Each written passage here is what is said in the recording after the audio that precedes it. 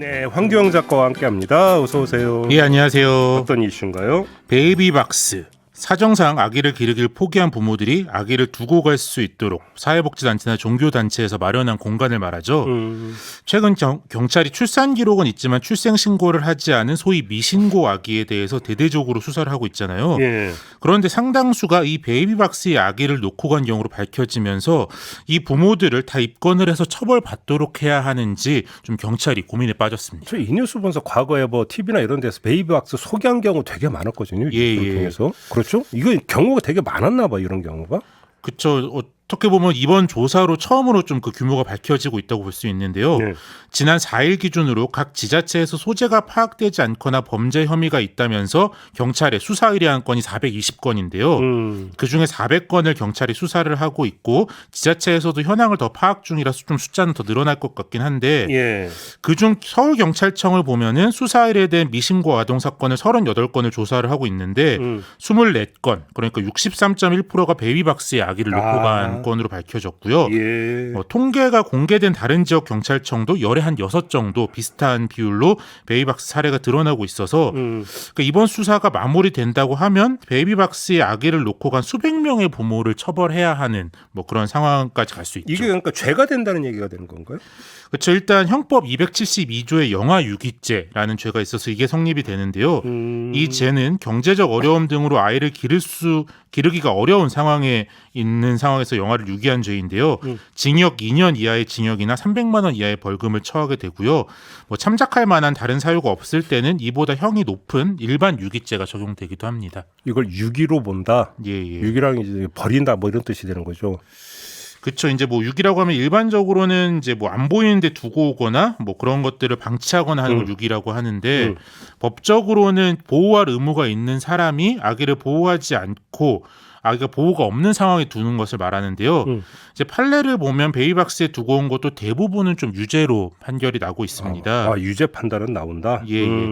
경향신문의 조사 결과 지난 10년간 베이비박스 유기로 기소된 16건이 있었는데요. 예. 이 중 15건이 유죄 판결을 받았습니다. 근데 그 중에서 이제 14건이 집행유예라서 좀 처벌이 강한 거는 아니긴 한데요. 재판부의 판결문을 보면은 뭐 다른 장소에 유기하지 않고 베이비박스에 놓고 간 거를 어느 정도 참작을 해서 판결문 표현대로라면은 이제 피해 아동이 비교적 보호받을 수 있는 곳, 도우미 손길이 닿는 곳 등으로 표현해서 이제 어느 정도 참작은 했지만 유죄는 유죄다 이렇게 보고 있습니다. 무죄 나온 경우가 그럼 한 건 있는 거잖아요. 이 경우는 이제 베이비박스가 설치된 기관의 직원과 상담을 한 후에 아기를 놓고 간 경우인데요. 사전에. 그렇죠. 예. 사전에 상담을 했다기보다는 베이비박스를 열자 직원이 나와서 알림을 듣고 이제 뭐 나와서 상담을 하게 된 건데요. 예.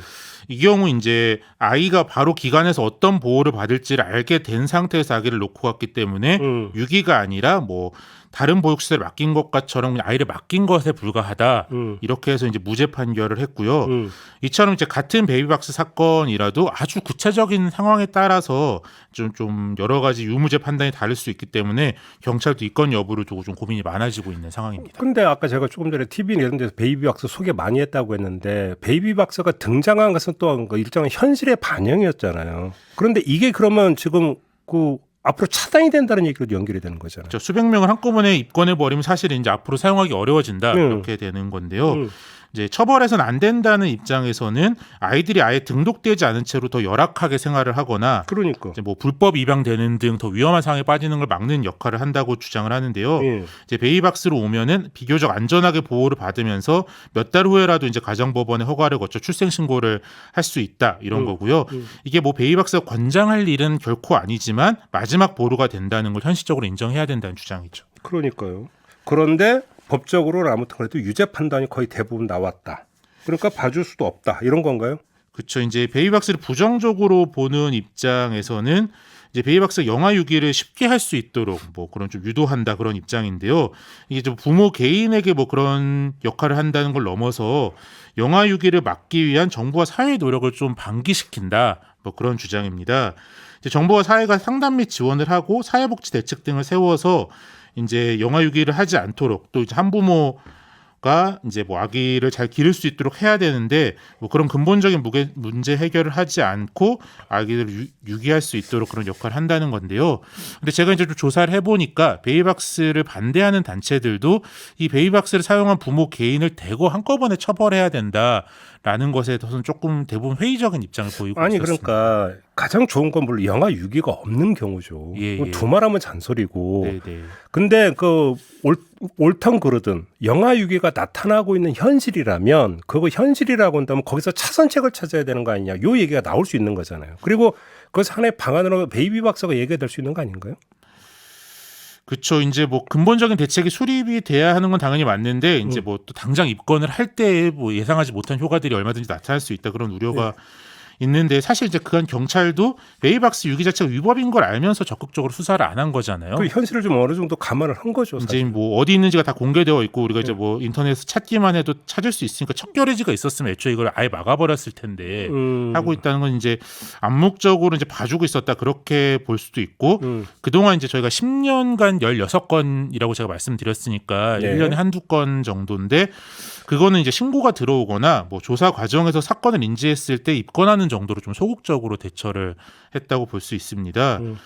근데 좀 양육 출산인 한부모 가정에 대한 지원도 그렇고 낙태죄도 이제 몇 년간 헌법 불합치 결정 이후에 좀 정비가 안 되고 있어서 우리가 그동안 좀 정리를 했어야 되는 법적 쟁점들을 뭐 계속 미뤄왔더니 이게 좀 한꺼번에 터져서 눈덩이처럼 커져서 우리가 좀 해결하기 어려운 상황으로 지금 처해 있다. 지금 오늘 나온 보도로 보면 미국에서는 공공 베이비박스가 운영이 되고 있고 여기서 4,414명을 구조를 했다고 네. 이런 지금 뉴스도 있고 미국은 이미 24년 전에 부모의 법적 책임을 묻지 않는다 이런 방침이 정해진 경우도 있다라는 이런 보도도 있다라는 점을 전해드리면서 오늘 마무리하겠습니다. 황두영 작가 수고하셨습니다. 예, 감사합니다.